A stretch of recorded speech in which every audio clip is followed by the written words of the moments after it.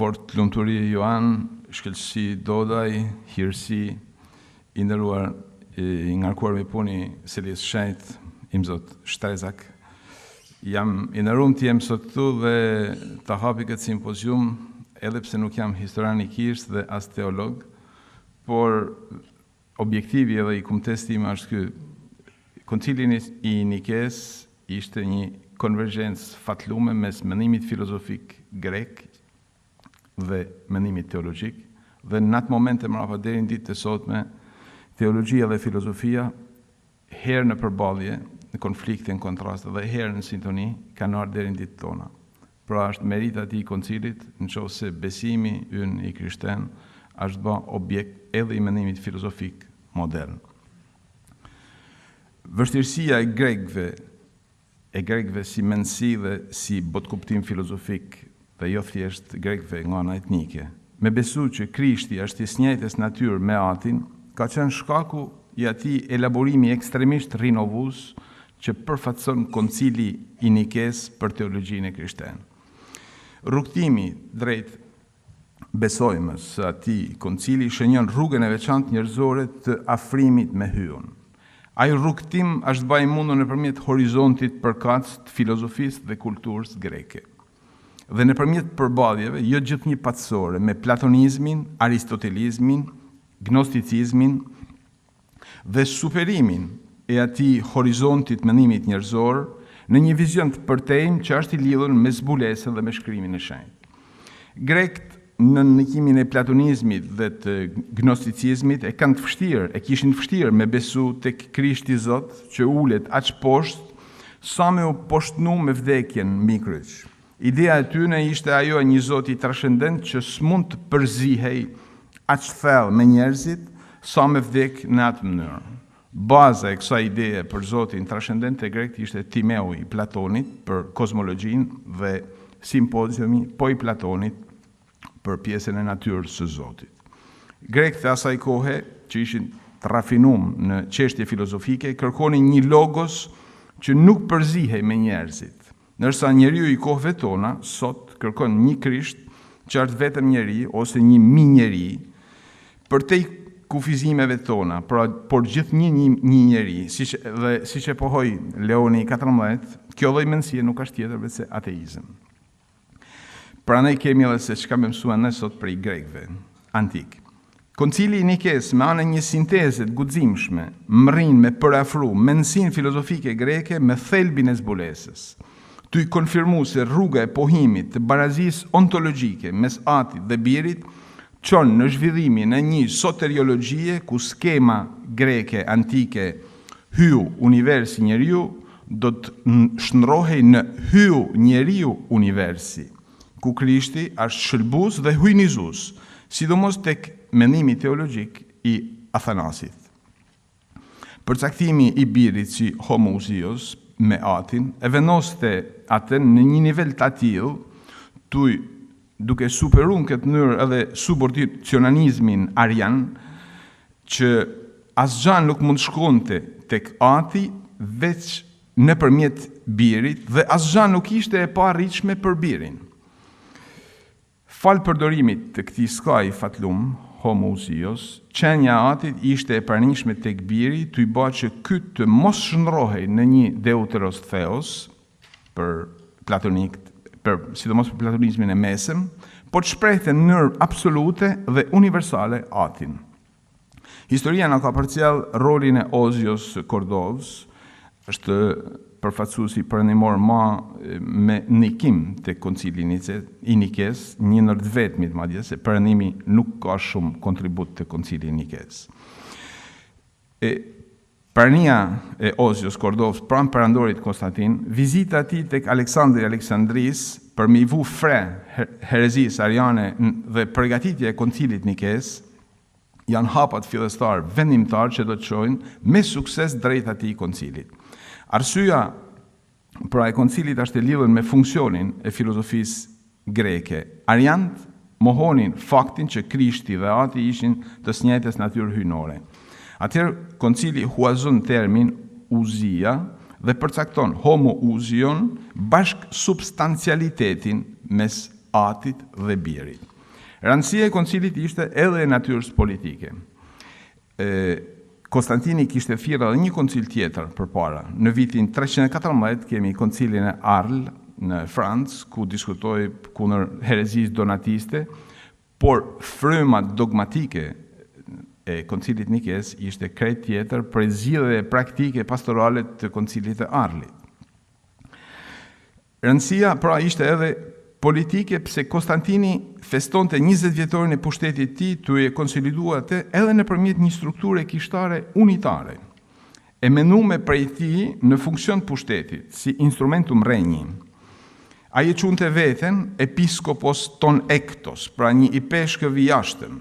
Dhe me njëherë, mas hapjes punimeve të sinodit, Konstantini, përshëndeti të pranishmit, tu i fol latinisht, dhe tek jeta e Konstantinit e Eusebit të Cezares, del qartë roli i tij paqëtues, autoritar dhe paqëtues si perandor.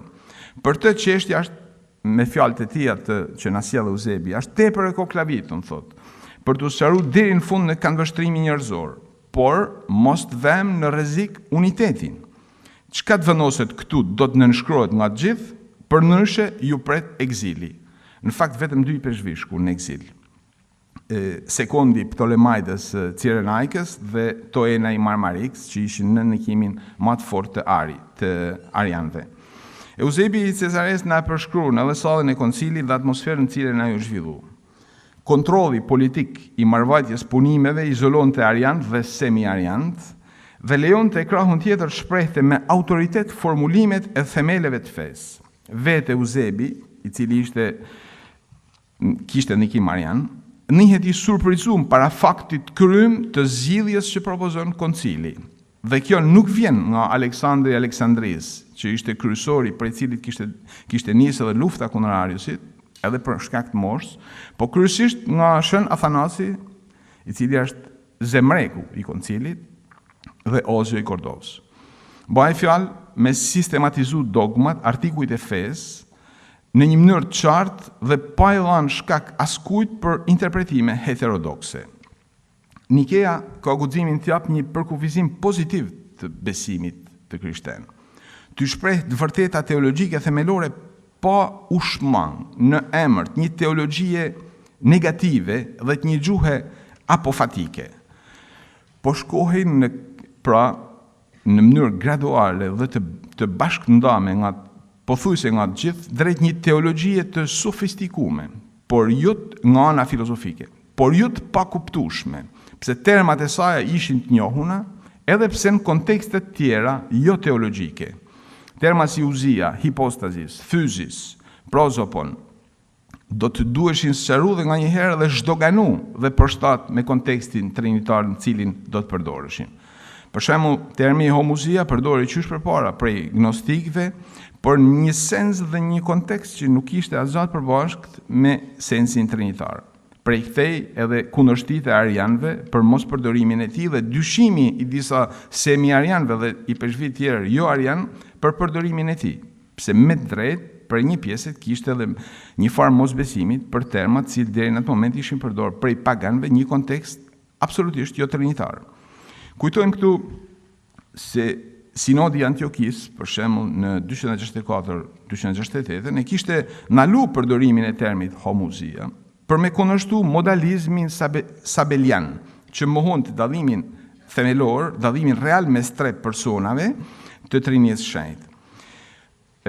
Në shekullin e 3, homozios përdorin në kontekst kristologjik vetëm për një grupi i peshkvish të Pentapolis, të Libis dhe për disa kishave të Aleksandris që kishin tendenca me përqafu monarkianizmin sabelian. Faktin që ekziston vetëm një zot i vetëm, Ati, dhe biri dhe shpirti i shenjtë, për ta ishin thjesht modalitete në cilat Ati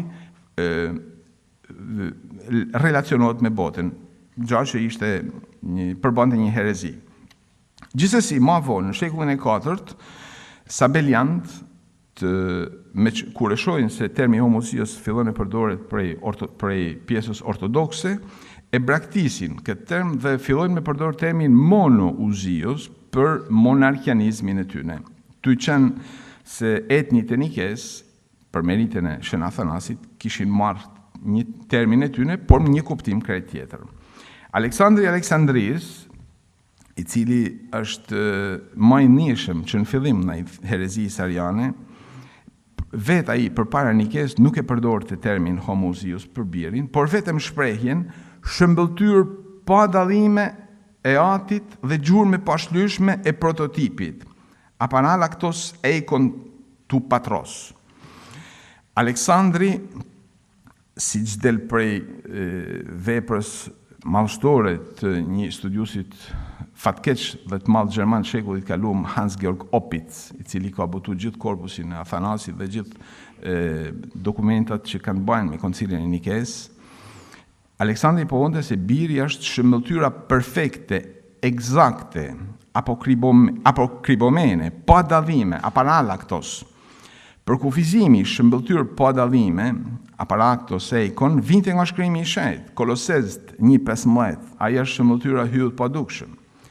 Madje shëmbëltyra pa dallime, pa ndryshime, ishte shenjë i një gjuhe ortodokse për ambientin aleksandrin. Atsa Athanasin, kemi në De Decretis, thotë që fillimisht ishte kjo shprehje dhe jo homozios që u morën në konsiderat për jetën konciliare. Por, duke pas frikë se kjo shprehje do të pëlqehej prej arianëve në një kuptim dhe do të përdorë një kuptim heretik, atëherë u zgjoll termi homozios, term filozofik me rrajë gnostike, por që nuk lente vend për interpretimet dyshimta. Athanasi kishte plotësisht drejt. Pse ma vonë, ariant nisën me përdor formulen aparalaktos eikon në funksion të teorisë tyne. Mos harrojmë se Uzia, me sa duket në ndikimin e Athanasit, përdoret si term nga Aleksandri Aleksandris edhe tek një për aty në 2 letrave të tija pastorale të cilat kanë ardhur deri në ditët tona, Enos Somatos, letrat që ai dërgonte para pashkëve, duke caktuar datën e pashkëve. Eusebi i Cesares, tek letra që shkruan mas koncilit besimtarëve të tij, thotë se biri është i ngjashëm në gjithçka me atin që e ka gjeneru dhe jo me ndonjë hipostaz o substancë tjetër prej asaj të atit. Ky është interpretimi që Eusebi, i njohur për qëndrimin e tij në një fazë caktuar gjysmë arian, i jep përdorimit të skajit revolucionar homozios, që latin do ta përkthenin genitus non factus. Let vinë tek qëndrimi i Arius.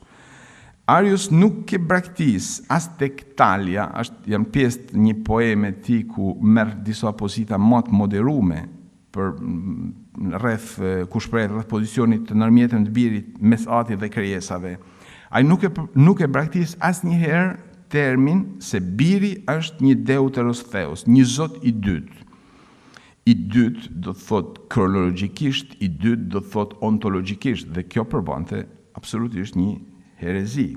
Ai sidomos në letrat e tija para egzilit e shpall birin një krijesë dhe diçka estisun e bame, ktizma kai poema. Për Arius me çujt birin ktizma, donte më thënë me përdor gjuhën biblike, Proverbat 8:22. Aty është thelbi i kësaj pike të arianizmit, ku edhe Septuaginta thot Kyrios ektizen me arhen odos auton es erga auton. Zoti më krijoi në fillim të ullës ti përpara çdo vepre ti në origjinë. Ektizen është auristi që do thot krijoi, i cili si dihet është i vlefshëm për të kalumen, tashmen dhe të ardhmen. Nërsa Vulgata e përkthen posedit me. Bibla e fundit kam po në gjuhën shqipe e përkthen ndryshe, por vën një shënim në footnote ku thot se ka dhe kuptimin krijoi. Kjo aderencë nga ana formale e Arius me shkrimin e shenjtë mundet me justifiku, kjo është hipoteza disa studiusve, qëndrimin për arian të shumë i peshvive të kohës që s'kishin besim tek gjuha e filozofisë paganëve, gjuha e filozofisë antike greke. Pra, zbashkët me të mirat e veta instrumentale, botkuptimi grek i pranum në hapësinën kulturore greke nga Azia Vogël, në Aleksandri, në Manja Greqa, në Trinakri, në Sicili, por edhe në Rom, tashmë paraqitej mjaft problematik për teologët ortodoks të kohës, veçanërisht për ata që njihnin thellësisht shkrimin e shenjtë, por nuk njihnin aq mirë filozofinë greke. Arsyet me qëndrues pra nuk mungonin. Për shembull, në filozofinë greke koncepti i krijimit të botës nuk ekzistonte.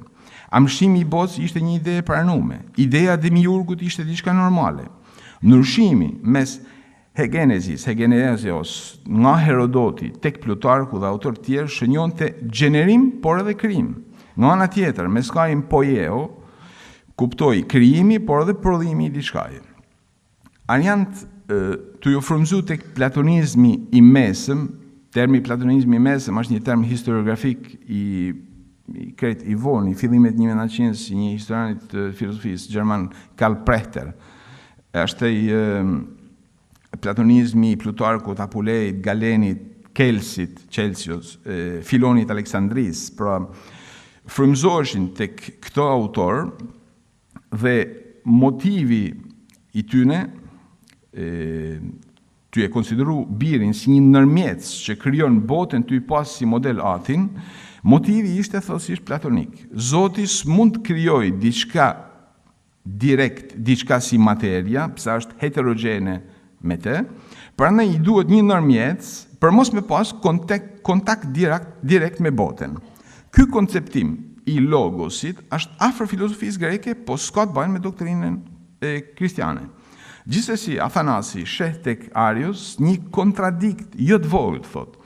Ati për të është agenetos, ndërsa biri genetos. Kjo gjë bën që biri të anojë nga krijesat dhe jo nga ati. Athanasit, të cilin fortunaturia ti e citoj, Hilari i Poitiers e etikon si vehemens auctor, një autor i zjarrt. Thot se ariant pranojnë dy agenetos, po pranojnë dy zota, me natyrë esencë ndryshme. Ty qenë se birin e thrasin Theos, Zot, dhe atin Hotheos, Zot i vërtet, Zot katekzohen, par excellence. Teologjia e Arios mbyllet në kuadrin konceptual të platonizmit të mesëm dhe nuk shkon përtej.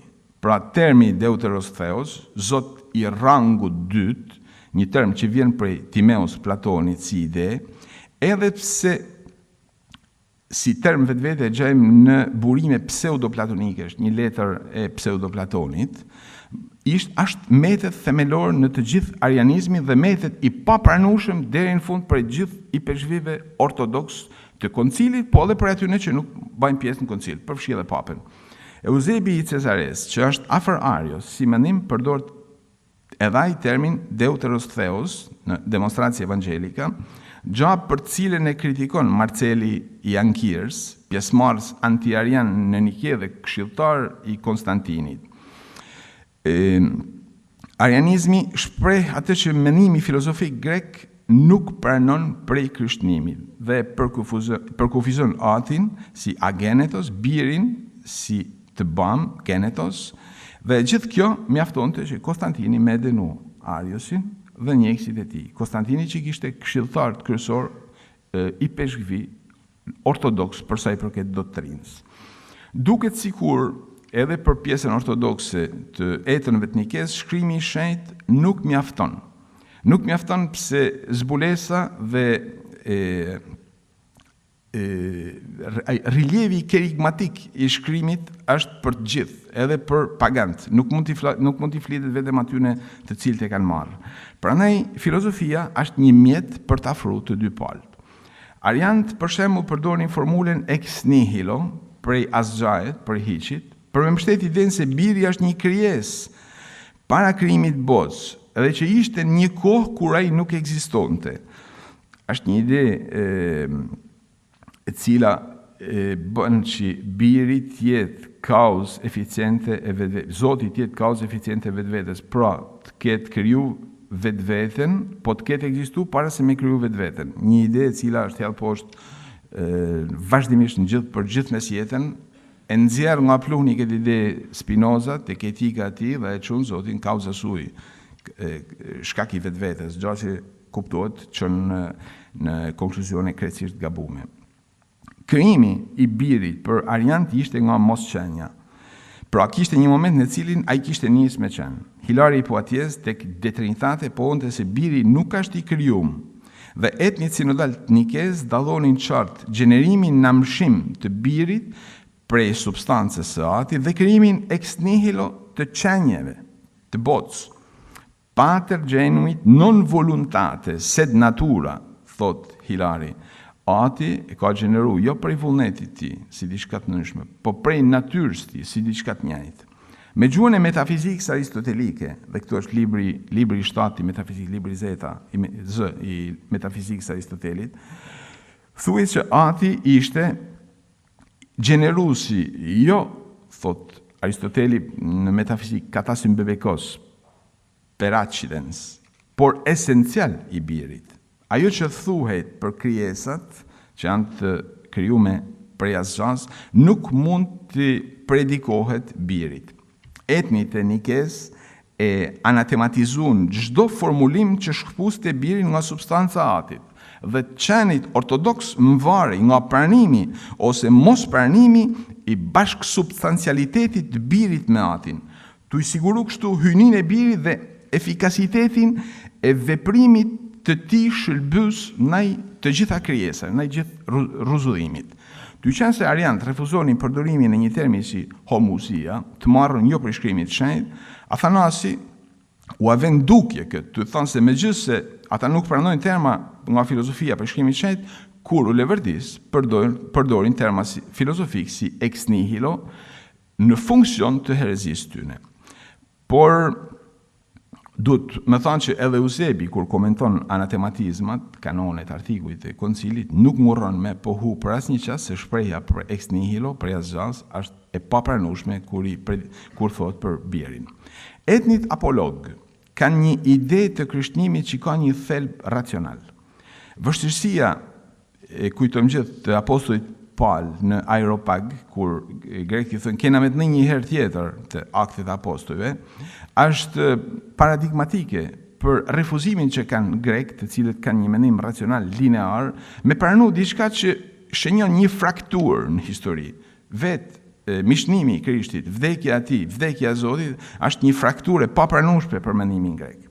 Dhe për këtë arsye tek apologët Justini dhe tjerë, mizotnimi i Krishtit logos çon tek ideja e qëllimshme se krishtinimi është një besim që ka një natyrë racionale, pra ka një natyrë që nuk kanë kundërshtim me arsyen. Që krishtinimi një farë mënyrë është filozofia nërthojza, filozofia jonë.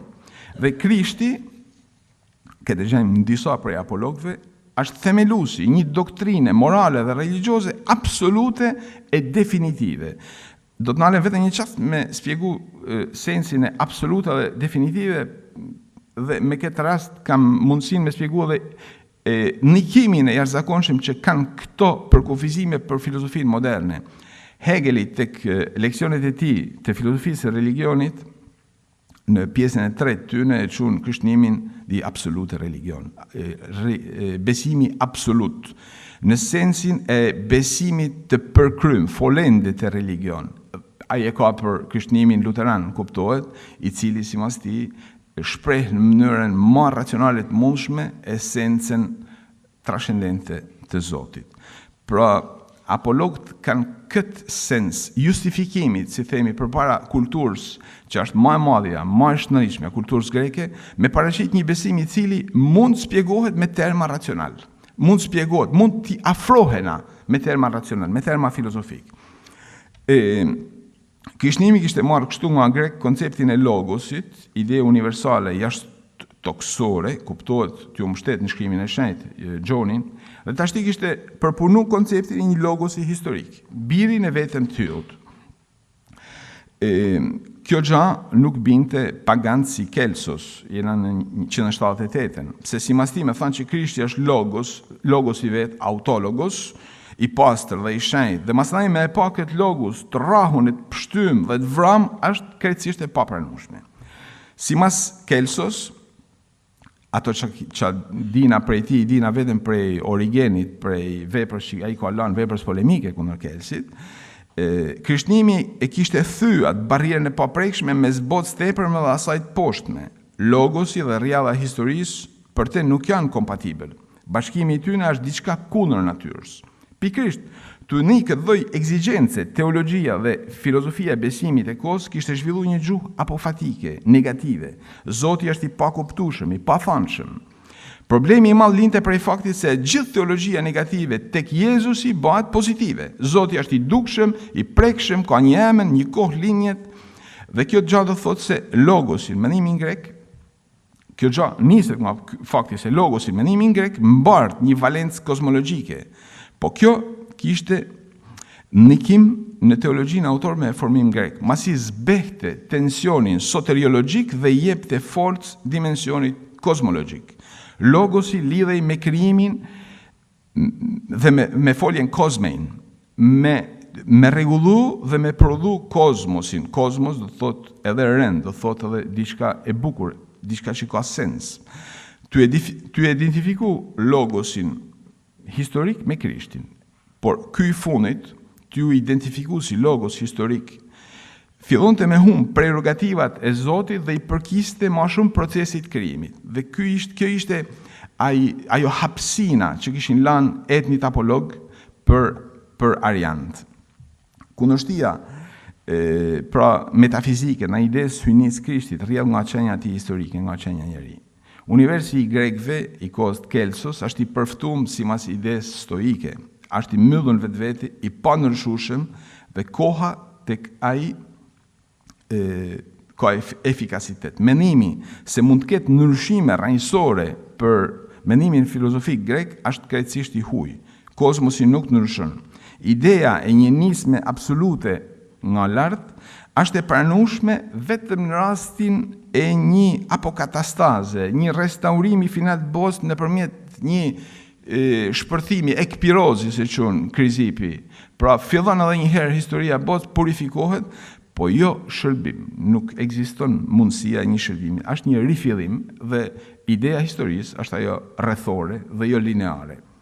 Nisma hyjnore, e cila është në bazën e preokupimit të etnëve sinodal të Nikes, shënjon ndryshime rrënjësore dhe është fillon me mishnimin e Zotit, me paruzin. Edhe kjo është një ide platonike e pranisë së idesë në realitetin kontingjent, në botë. Kjo është pikërisht pjesa më e vështirë me u pranu dhe me u spjegu prej botës greke, pse ajo vete ka pranu dhe e ka spjegu në një kontekst krejt tjetër për atij kristian. Kelsos e ka të pamundur me konceptu që elementi njerëzor te Krishtit pranoi elementin hyjnor. Vështirësia lind për të dhe për e marr si shembull edhe për mendimin tjetër grek nga dogma platonike që Zoti, Theos dhe anthropu u meignutaj, Zoti dhe njeriu nuk përzihen. Është simpoziumi 203a. Tek teksti i simpoziumit përdoret folja meignu, që do të thonë me përzi, me bashku. Është e papranueshme dhe e pamendueshme që Zoti dhe njerëzoria të bashkohen. Ajo që ka ndodhur pra me Krishtin është diçka e papame. Zoti nëpërmjet mishnimit të birit ka bën atë që Nikolaus von Kues në fundin e Mesjes do ta quante koincidencia oppositorum, aty ku të kundërtat bashkëveprojnë, munden me ndaj bashk. Dhe deri në kohën e Descartit do të diskutojë të vërtetat matematike për shembull, a kanë vlerë, a vlen për Zotin, ekuacionet matematike, të vërtetat e matematikës. Pjesa që mbështetet, pjesa e mendimtarëve mesjetar që mbështeten tek etnit e Nikes, thonë që të vërtetat e matematikës janë dekretet lira të Zotit dhe nuk janë marrë esencë ti, por janë jashtë. Prandaj për Zotin nuk e shtrëngojnë Zotin. Kështu që trinia dhe uniteti i Zotit nuk janë diçka që vjen në rrezik nga të vërtetat e matematikës. Një njeri i thjesht prej asaj niset. Dhe po ti ishte e kundërta, për me mësu matematikën do të duhej mu studiu esenca e Zotit, gjaçi edhe kjo është e pavërtet. Prandaj të gjitha dekretet, e gjithë matematika dhe gjithë vërtetat absolute janë dekretet lira të Zotit që shkojnë për te esencë ti. Tek esenca e tij është koincidencia oppositorum, përkojnë të gjitha ato që për ne janë të kundërta, janë të papranueshme. Grekët i njohin mirë këto gjëra. Platonik njohin transcendencën, stoik njohin imanencën, po i majnë krejtësisht ndame. Me krishterënimin, trascendenca që kishte një valencë vetëm teologjike, merr edhe karakter kristologjik. Ndërsa imanenca që kishte karakter të mbyllur, merr edhe karakter teologjik. Ty na çu kështu tek linja e teologjisë historisë dhe në epokën e sekularizimit, 1700-ën e kthej, edhe tek linja e filozofisë historisë. Meritën e kalimit të vulosjes këtij kalimi epokal me anën e një gjuhë filozofike e ka Shën Athanasi. Sa funksional, dhe i afrohem përfundimit, sa funksional ishte përdorimi i termit homouzia kundër herezisë ariane. Një pjesë e studiuesve janë të mendimit se ky skaj asgjell vetëm për me e çut deri në fund frakturën me ariant. Athanasi nuk don pajtim me ariant. Me ariant nuk mund të ketë pajtim, prandaj gjuha që ai zgjell në koncilin e Nikesë është që ariant të përjashtojnë një herë e marë, nëse nuk ndryshojnë mendim, kuptohet. Kjo, për shembull, në koncili i Sardiks, i Sofjes, sotme, në vitin 343, që 343 ishin mlidhet në një peranor filoarian, siç është Konstanci II, ku vazhdon me kanë i pranishëm Ozgji i Kordovës dhe Marceli i Ankirës, e ignoron skajin homouzios dhe në vend ti përdor atë të mia hipostazis, një hipostaz. Tu ju referu gjithnjë Gjonit 10:30 dhe tu ju referu kuptohet metafizikës Aristotelit që hipostaza është një prej mënyrave me cilën mund të flasim rreth substancë. Cili ishte roli i perandorit Konstantin në koncil? Është ai i një lideri që kërkon një kishë bashkume, pa çrregullime, që mund të transformohen edhe në probleme politike për te. Këshilltarët e tij janë gjithë anti-arian, Ozgji i Kordovës, Aleksandri i Aleksandrisë, një figurë tjetër e jashtëzakonshme e koncilit Nikesë, Eustathius i Antiokios, patriarku i parë i Antiokios, dhe Marceli i Ankirës. Cili ishte roli i kishës perëndimore? Thuajse i papërfillshëm. Ideja e Adolf von Harnack se homozias është shprehje e teologjisë perëndimore që hyn në koncilin e Nikesë fal prezencë së Ozgjit Kordovës, tashmë është hedhur poshtë, që është në vitet 50 nga Victor de Klerk, një studimtin të famshëm të Universitetit Katolik të Washingtonit. Cili është roli i Athanasit? Roli i Athanasit del pak kudo, ai është themelor si nga pikpamja politike, ashtu edhe nga ajo teologjike. Nëpërmjet tij, shkolla teologjike e Aleksandrisë fiton terren dhe ideja se helenizimi i teologjisë së krishterë është hapi më i madh pozitiv që do ta lejojnë krishterënimin me dialogu në nivelet më të larta me botën pagane dhe me modernitetin. E mbylli me të citoj një filozof pietist luteran, Kierkegaard, i cili në një pjesë ditarit të tij të 1851-shit thot grekt patën shumë etën dhe pak bi, latint patën pak etën po shumë bi. Si e kuptojmë? Duhet ta interpretojmë faktin që teologjia dhe mendimi filozofik grek e noqën perëndimin dhe e shpëtuan perëndimin prej çdo lloji mendimi tjetër vitalist, pragmatist, materialist, pse ishte vetmja rrugë që me reflektu me themele, me baza logjike, filozofike dhe me ndërtu një perëndim të qëndrueshëm, atë që pak a shumë kemi edhe sot. Ju falenderoj.